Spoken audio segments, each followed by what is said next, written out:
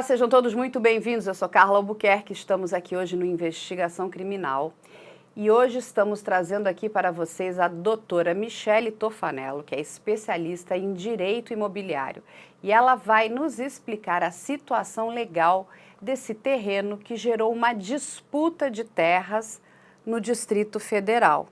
Seja bem-vinda, doutora Michele. Obrigada, Carla.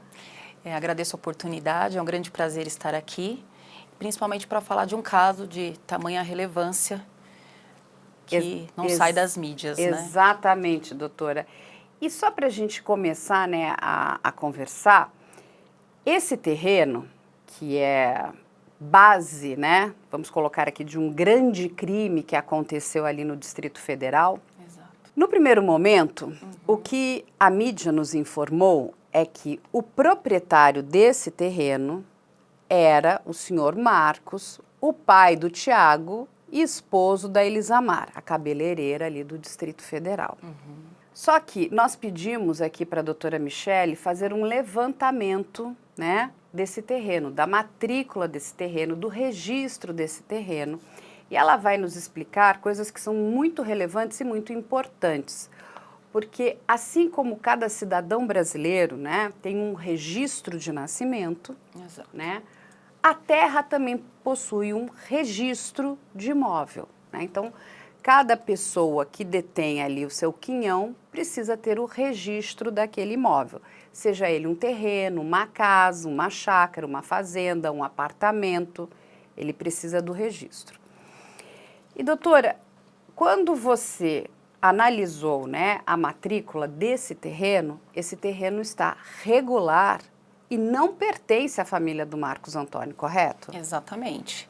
Quando a gente faz a consulta da matrícula desse imóvel, nós identificamos que ele pertence à família Ávila há quase 40 anos, né, um período grande aí, podemos dizer, uma propriedade que não foi interrompida, né, ela se consolida ali já há 40 anos, e não tem nenhum vínculo com a família do Marcos, né, não tem nada que pudesse coligar o Marcos à propriedade desse imóvel. Então, a gente consegue identificar que a família Ávila é quem realmente detém o poder de propriedade.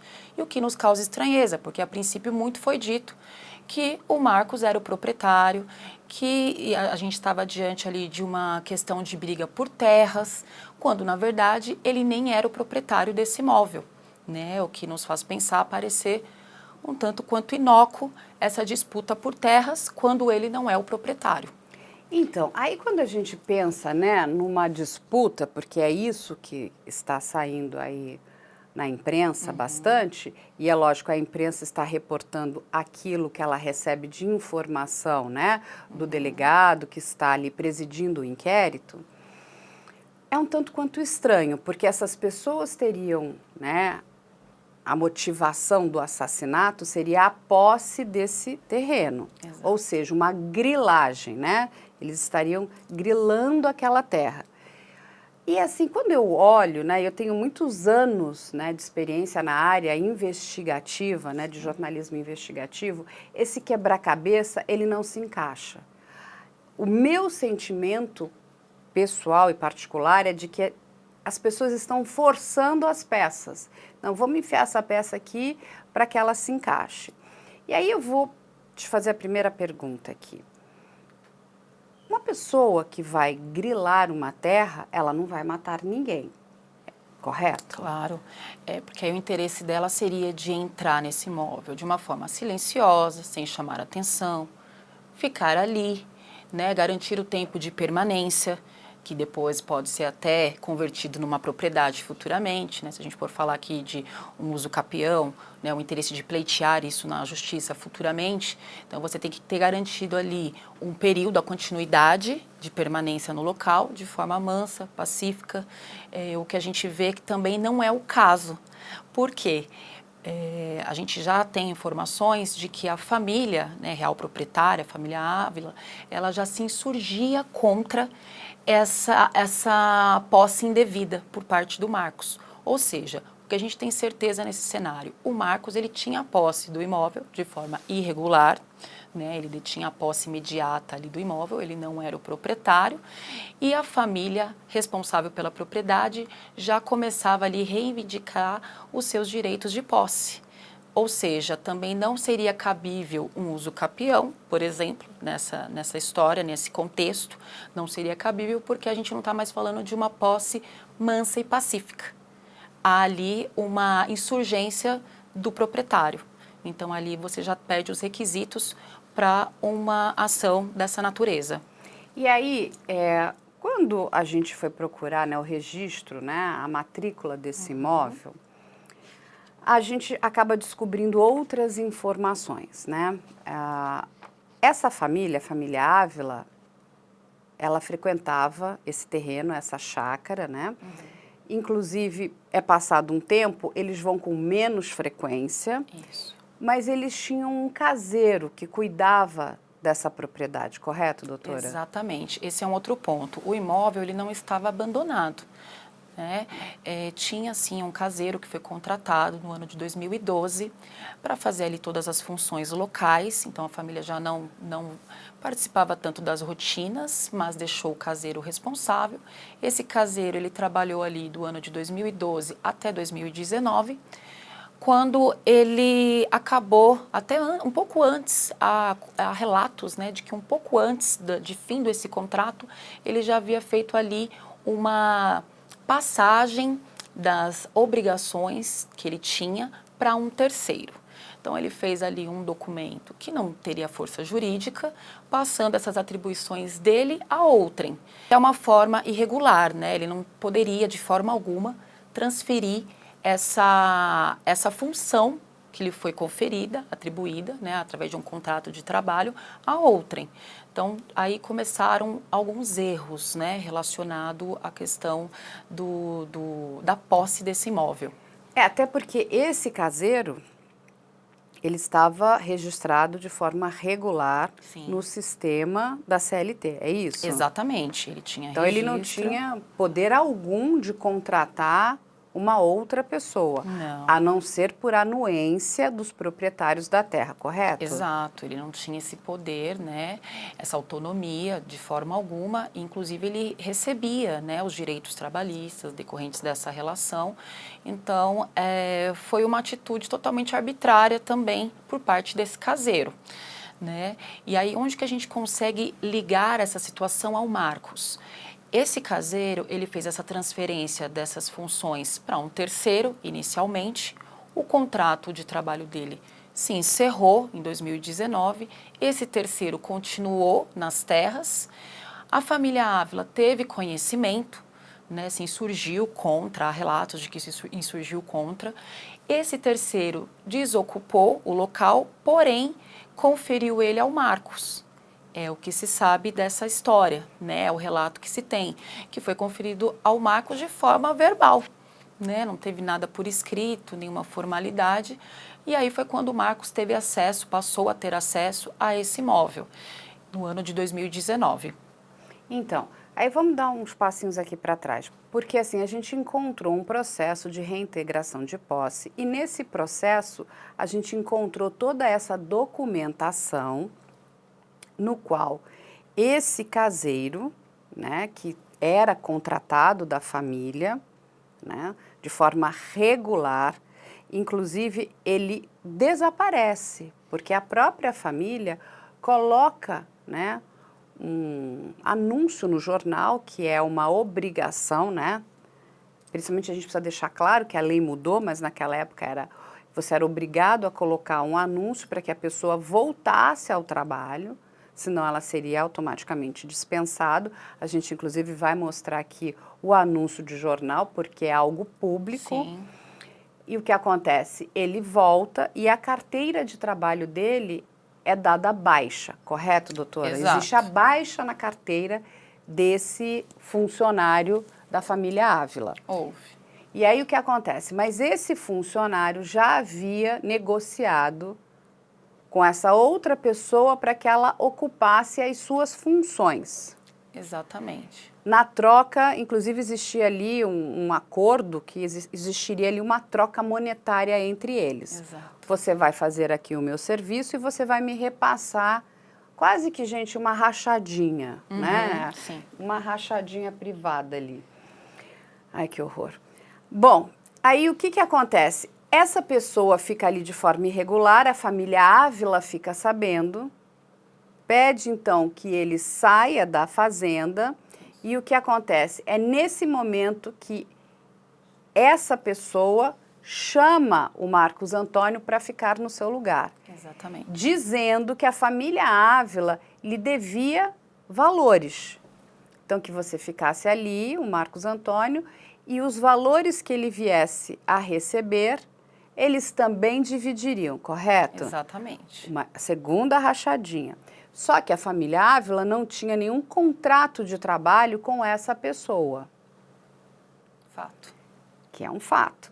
E o Marcos Antônio se instala na chácara da família Ávila. E aí começa um grande imbróglio, né, judicial para que ele saia dessas terras, porque a família Ávila não tinha interesse nos seus serviços, não tinha interesse na permanência desse homem e de sua família ali. Perfeito. Mas ele fica na chácara. E o que acontece? Aí eu até vou pedir aqui para a doutora explicar, porque se é passado 1 ano e 1 dia, é necessário que seja feito um boletim de ocorrência, é isso, doutora? Na verdade, o que acontece? Dado essa posse de forma irregular, a família ela tem todo o respaldo legal de ingressar na justiça e reivindicar ali os seus direitos. Como a gente está falando de posse, a gente usaria o termo aqui de que houve um esbulho. Né? O que é? É a privação da posse pelo proprietário. Né? Ou seja, o proprietário ele não tinha mais acesso a esse imóvel. A lei ela fala de algumas modalidades de perturbação da posse. O esbulho é uma delas. Diante do esbulho, a família ela pode pleitear, né, a reintegração de posse, é a medida judicial cabível. Ela pode pedir também uma liminar, fazer um pedido liminar. Por quê? Porque ela perdeu a posse do imóvel, então ela tem ali uma certa urgência em recuperar a posse. A discussão nesse processo não é sobre a propriedade em si, porque ela tem como evidenciar no processo. Comprovar. Exato, ela vai fazer a comprovação. A discussão é sobre a posse, ela quer retomar, reaver a posse. E ali ela está explicando. Esse esbulho, ele pode se dar de forma clandestina ou com violência, né? Então, nesse caso, a gente entende que foi através dessa invasão indevida. E então ela atingia ali todos os requisitos para ingressar com essa ação. Quanto a liminar, para você poder fazer esse pedido e ter uma deliberação judicial mais imediata, você precisa estar dentro de um prazo de 1 ano e 1 dia. Ou seja, os proprietários deveriam ingressar com essa medida em tempo menor de 1 ano e 1 dia. Excedido esse período, esse prazo, eles já não conseguem mais êxito num pedido de liminar. E aí acabam tendo que aguardar o deslinde do processo.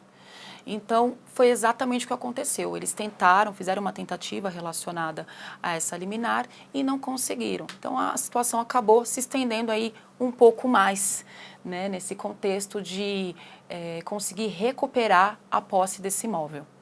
E aí, o que acontece? Então, é por isso que é feito a oitiva na delegacia com o Marcos Antônio? O que ocorreu? Quando eles identificaram a posse irregular, eles procuraram amigavelmente, né, há relatos de que eles procuraram, tentaram e não tiveram êxito.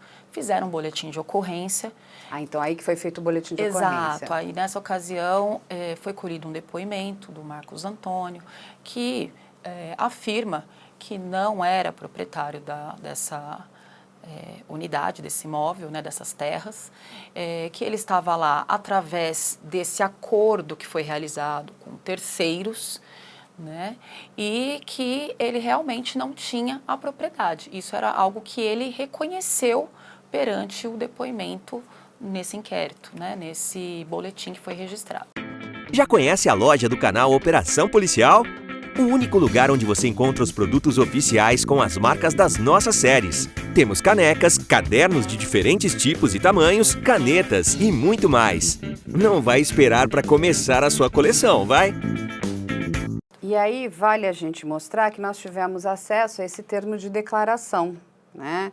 Esse termo de declaração, ele aconteceu aqui em 8 de outubro de 2020. E nós vamos aqui destacar partes, né, desse termo, aonde o Marcos Antônio confirma que não é proprietário desse terreno, né? Exatamente. Ele, inclusive, ele diz aqui o seguinte: sendo que a ideia era que quando um dos herdeiros do terreno ou responsável viesse ao local, seria acertado todo o salário atrasado e refeito o contrato de prestação de serviço. É isso que ele declara na delegacia de polícia.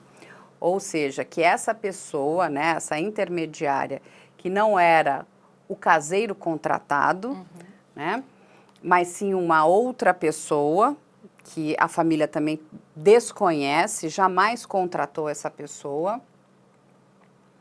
E aí eu acho que até a gente pode dizer aqui que essa pessoa, né, é o José Salviano, né? Então, o José Salviano era amigo do Marcos Antônio. Então, esse homem é quem leva o Marcos Antônio para dentro da chácara, dizendo que, olha, você fica aqui trabalhando, quando os herdeiros chegarem, eles vão pagar aquilo que eles nos devem, porque eu já acertei tudo com outro caseiro. Olha a confusão. Muito bem. O que ele continua aqui dizendo no termo de declaração, né? Que o delegado pergunta, né? Se comprou o terreno em que mora hoje. Ele afirmou que não. Perguntou há quanto tempo está na chácara. Informou que ocupou o imóvel desde 16/12/2019. Aí o delegado continua perguntando. Perguntou se alguma vez conversou pessoalmente com algum herdeiro no local. Ele afirma que não. Ou seja, o Marcos Antônio não tem nenhuma ligação com os herdeiros desse imóvel. Ele nunca conheceu e nunca esteve com os herdeiros do imóvel. Os herdeiros do imóvel, pelo que entendemos, eles não tinham o menor interesse nos serviços dessa pessoa, ou seja, eles não deviam nada para o Marcos Antônio. Correto, doutora? Correto, sim. E aí, o Marcos Antônio foi ficando, levou sua família para lá também. Exatamente. E o que é muito interessante é que ele leva o Gideon e o Horácio para morarem lá, também de forma irregular. Essas duas pessoas não poderiam estar ali. Então, 2 dos supostos assassinos, né, hoje réus aí no processo, estavam morando nessa chácara. Correto. E aí começa toda a confusão, que eu digo que esse quebra-cabeça, doutora Michele, não se encaixa, porque o crime é um crime de muita perversão, de muita maldade para tomar posse de alguma coisa, né, para obter alguma coisa, que nenhuma dessas pessoas, nenhuma dessas 10 pessoas teria direito. Exato.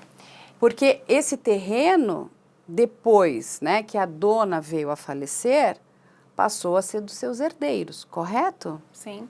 Inclusive, quando a gente volta a falar de propriedade, né, vamos falar um pouquinho da importância da matrícula desse imóvel, né?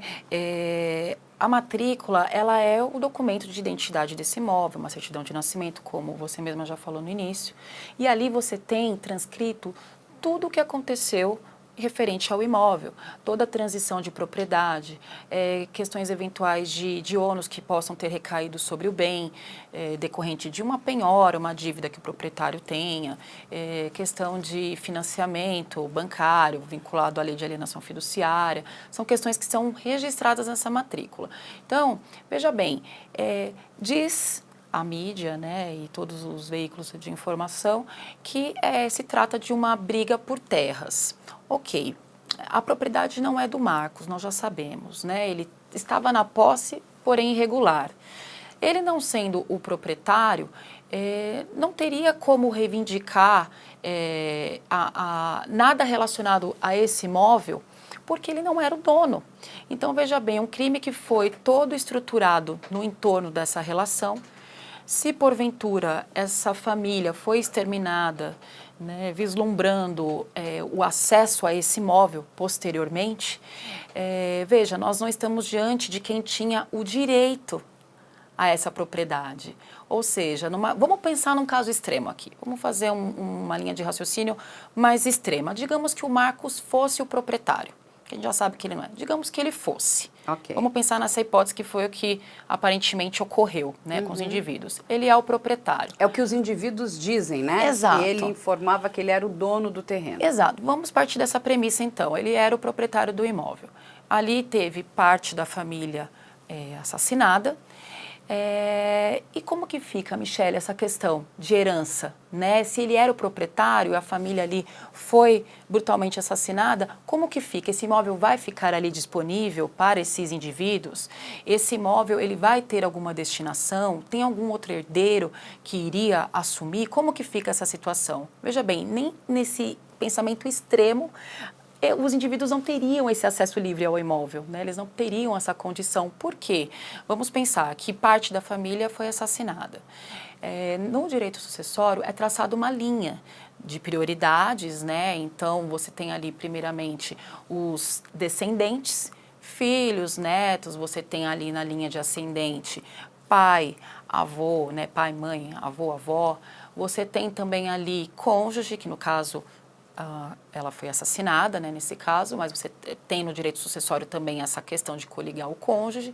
Você tem também ali a opção dos herdeiros de linha colateral, que aí você vai envolver tios, primos, sobrinhos. Irmãos. Exato. Então, por mais que se pense que a família foi reduzida ali, né, totalmente assassinada, você com certeza vai encontrar ali algum outro herdeiro, né, que iria assumir, de acordo com a lei, esse imóvel. E a gente também pode partir para um pensamento um pouco mais além. Suponhamos que realmente não tivesse ninguém, né? É todo realizado um trâmite perante a justiça e a gente tem o chamado da herança jacente, que é quando você fica ali à procura de um herdeiro, né? Nesse caso de não ter sido localizado nenhum, você tem ali um período de abertura, né? Até algum herdeiro pode vir se manifestar, então você tem ali um período que é aberto. Findo esse período e realmente não tendo ninguém, a gente chama de herança vacante, que é a consolidação da herança jacente, propriamente falando, e nesse momento o imóvel ele é destinado ao Estado.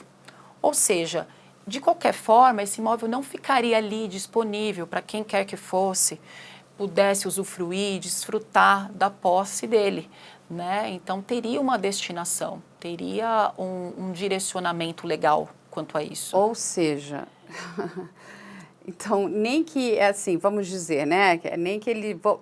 Vou vislumbrar ali, né? Vamos pensar com as informações que a gente recebeu do inquérito e a gente entende que o delegado está repassando aquilo que os réus estão contando.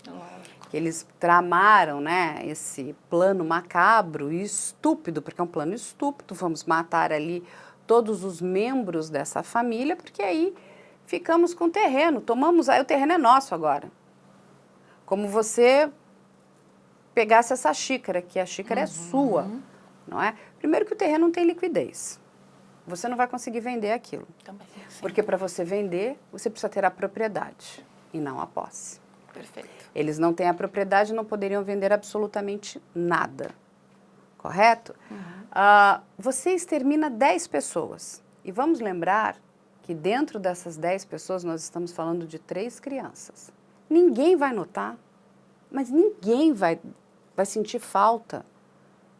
Matar um já dá uma confusão enorme. Agora vou matar 10 pessoas. E aí tem outros dados, outras informações que são muito peculiares. Porque se eles estavam ali tramando, vamos matar todos os possíveis herdeiros, aquelas pessoas que nós achamos que têm direito à herança. O Marcos Antônio já estava separado da primeira mulher, ele já tinha uma segunda mulher, ou seja, essa mulher já não tinha direito a absolutamente nada. Sim. Então, por que essa mulher morreu? Sim. Então, é algo a assim, ser tem questionado. muitas peças confusas. Eu, Carla, particularmente, não acredito nessa versão. Eu não acredito. Eu acho que isso é um crime muito maior, isso é um outro crime e a gente sabe, doutora, no Brasil, infelizmente, o réu tem o direito de mentir.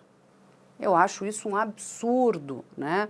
A nossa Constituição diz que ninguém é obrigado a fazer prova contra si. Perfeito. Cale-se. Você se calando, você não faz prova nenhuma contra si. Como acontece nos Estados Unidos. Essa eu acho que é uma das leis que ela precisaria ser revista, né? Lá nos Estados Unidos, se você mentir, é perjúrio, você vai ter um aumento da pena lá na frente. Porque você está atrapalhando a investigação, a condução da investigação. Então aqui, eu não quero fazer prova contra mim mesma, eu vou me calar. Mas não inventar uma história, porque é uma história tão absurda, tão absurda. Não faz sentido. Ela não faz o menor sentido ao que você falou. Já existia todo um processo, né, de reintegração de posse. Essa família Ávila é uma família que tudo, né, tem nos mostrado, é uma família muito bem estabelecida, né? O que a gente encontrou que todos os impostos do terreno também estão quitados, estão pagos, porque isso talvez fosse também vamos dizer, você não paga os seus impostos, você pode perder aquele seu terreno, mas não para um posseiro, você vai perder para o Estado. O Estado pode ir ali e confiscar o seu terreno, correto? Sim, nessa questão do que falam do uso capião, né, o imóvel que ficou abandonado pelo proprietário. A lei, ela resguarda a função social da propriedade. Então, tem-se uma preocupação de que o imóvel ele atenda uma função social. Então, o imóvel que ele fica abandonado, ele pode sim acabar ficando passível, sujeito a um movimento dessa ação de uso capião. A pessoa que entrou ali, ficou quietinha, passou um período, né, ela trouxe uma função social para aquele imóvel que estava abandonado. Né? Então, falando de uma forma bem superficial aqui sobre a questão dessa modalidade, tá? Porém, não é o caso também, porque a família não havia abandonado o imóvel. Então, o imóvel tinha ali sua função, tanto que houve uma preocupação dessa família em contratar esse caseiro, né, que ficou ali por anos, e um tempo muito curto ali de entrada do Marcos Antônio, que inclusive a família logo se movimentou para fazer a remoção e retomar essa posse. Então, realmente a gente consegue identificar que não, de forma alguma eles poderiam se valer, né? O imóvel ele não estava abandonado, não teria abertura para uma ação de uso capião. Realmente ali a forma como eles se alocaram, né, e permaneceram, tudo isso aconteceu de fato à revelia dos donos. E a gente vê que não tinha abertura para qualquer tipo de movimentação quanto à posse dessa propriedade. Não, e isso, de novo, quando a gente para, né, para entender esse quebra-cabeça, porque envolve muita gente, né, e de novo, vou deixar claro aqui, envolveu, né, 3 crianças menores de 12 anos, a gente está falando de 3 crianças muito pequenas. Eu já lidei aqui com vários casos, né, de homicídio de crianças e eu posso te dizer que eu nunca vi um como esse. Né? Na sua grande maioria, infelizmente, quando existe a morte de uma criança, né, uma morte violenta, um homicídio, tem sempre a família envolvida. Ou foi o pai que matou a criança, ou foi a mãe que matou a criança, ou pode ter sido os avós. Dificilmente um estranho matará uma criança. Isso é muito difícil. Eu nunca peguei nenhum caso aqui com essas características. Entende? Então, assim, e não é uma morte qualquer, né? a morte dessas 10 pessoas teve requinte de muita crueldade. Exato. O que deixa uma assinatura de ódio.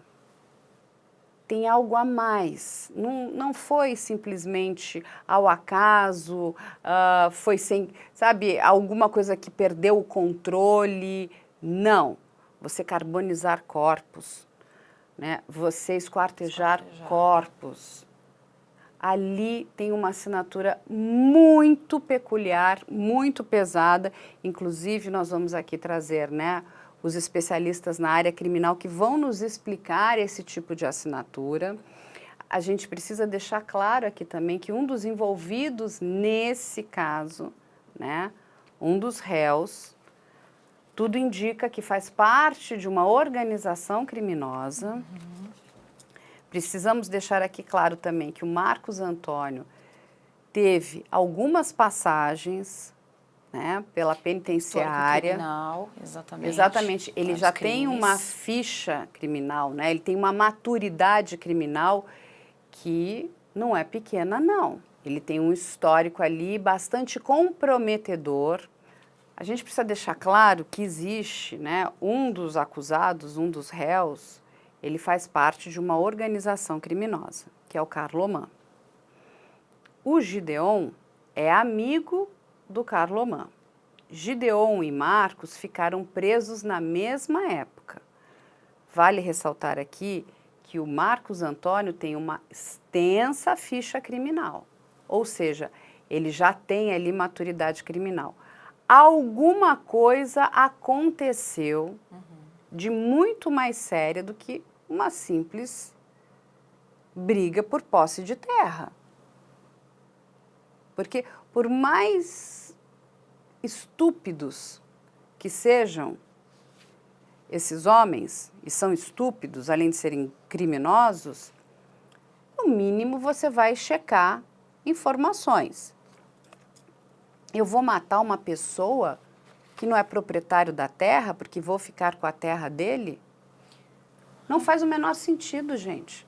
Não faz sentido. O Gideon e o Horácio, eles tinham ali um acesso com o Marcos, né? Então, conheciam um pouco. Ali, olha né? só, então se você quer ficar com a terra, você vai tentar grilar essa terra.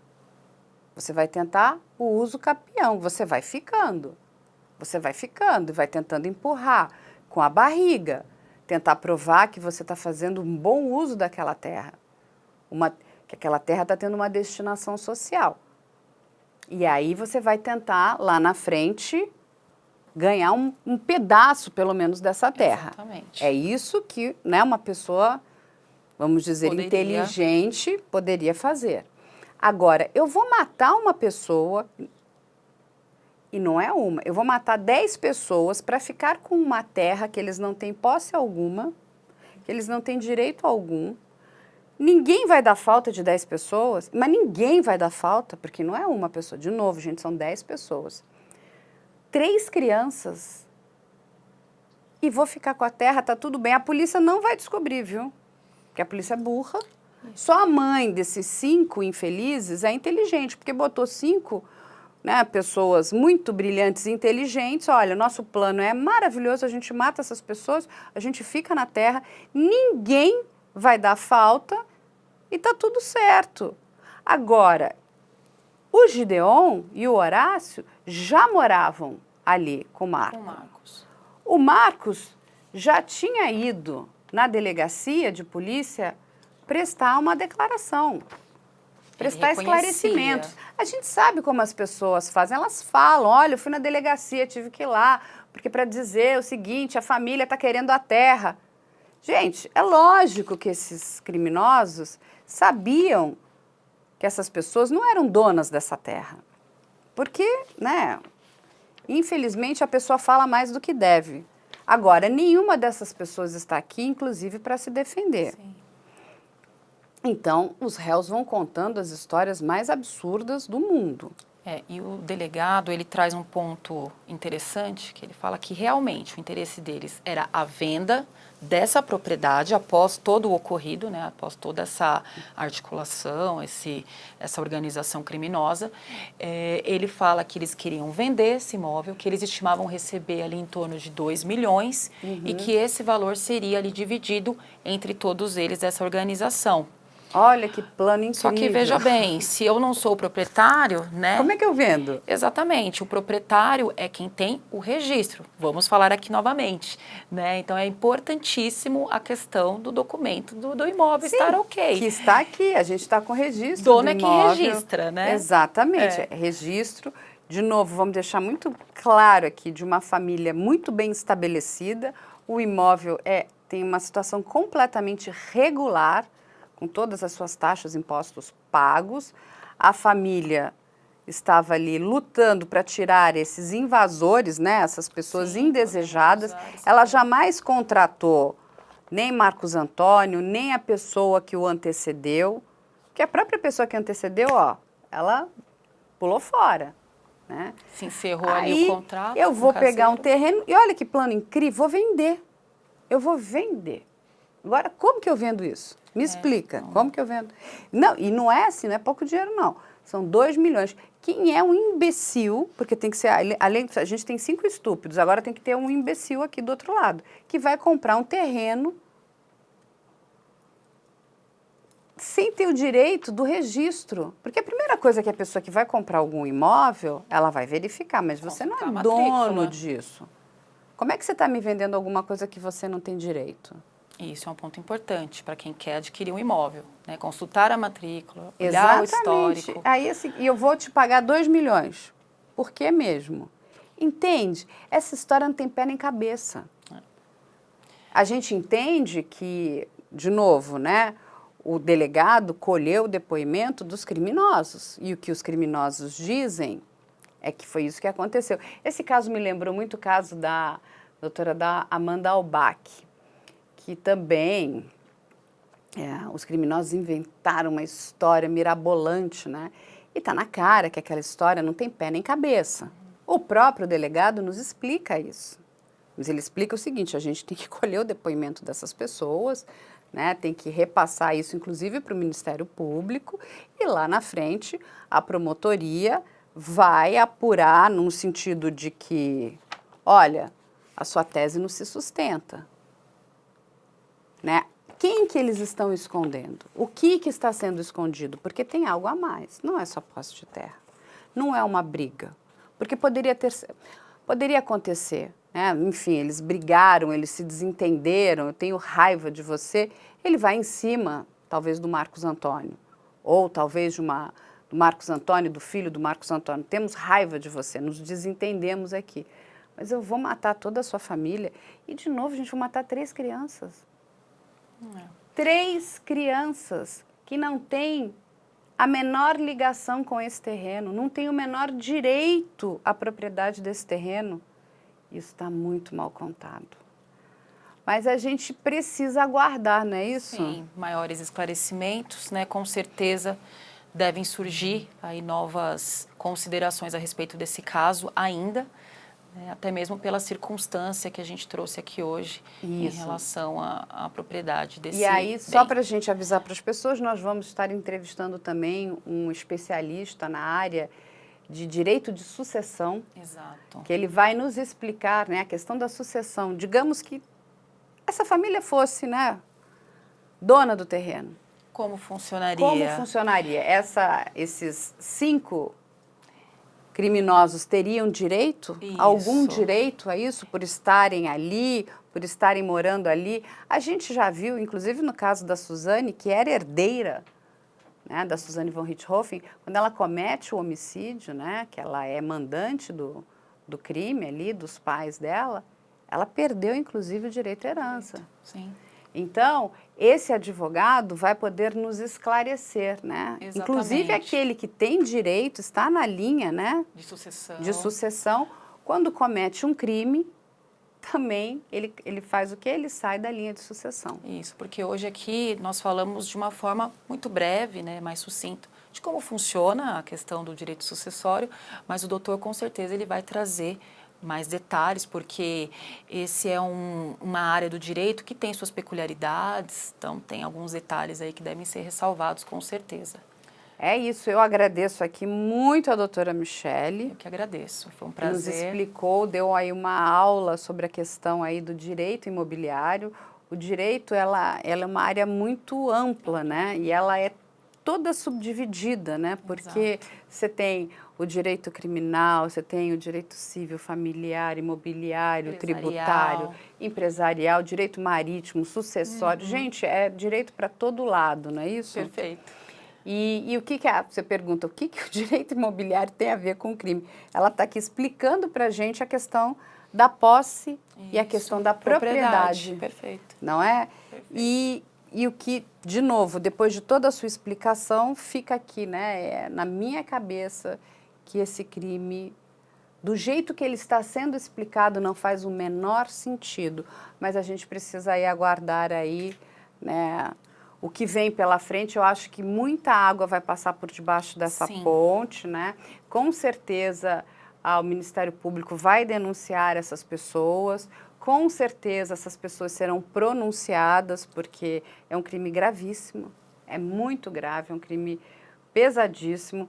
Eu espero, de fato, que a família Ávila agora consiga ter de volta, né, o seu terreno, ter paz. Exato. Eles são donos, né, do terreno. Afinal de contas, são os proprietários. Exatamente. E são esses cuidados, né, que a gente precisa ter, inclusive, com a nossa propriedade também. Cuidar dela para que ela também não seja alvo, né? Alvo de criminosos ou que seja invadida, né? Perfeito. Então, porque é um problema grande. Olha o tamanho da dor de cabeça. Exatamente. Bom, vai ficar aqui as nossas redes sociais. Quem quiser entrar em contato conosco já sabe, o e-mail op@medialento.com.br. E a produção, como vocês sabem, está sempre aí de portas abertas para receber sugestões, tirar dúvidas. Nós vamos trazer mais especialistas para falar nesse caso aqui na área de direito sucessório. Nós vamos fazer o programa, a nossa live com os especialistas na área criminal. Vamos trazer ali delegado, os advogados que estão trabalhando no caso, para que vocês possam ter mais informações e que a gente consiga, né, entender esse crime tão absurdo, tão cruel, tão perverso, abjeto. Gente, muito obrigada e a gente se encontra na próxima semana.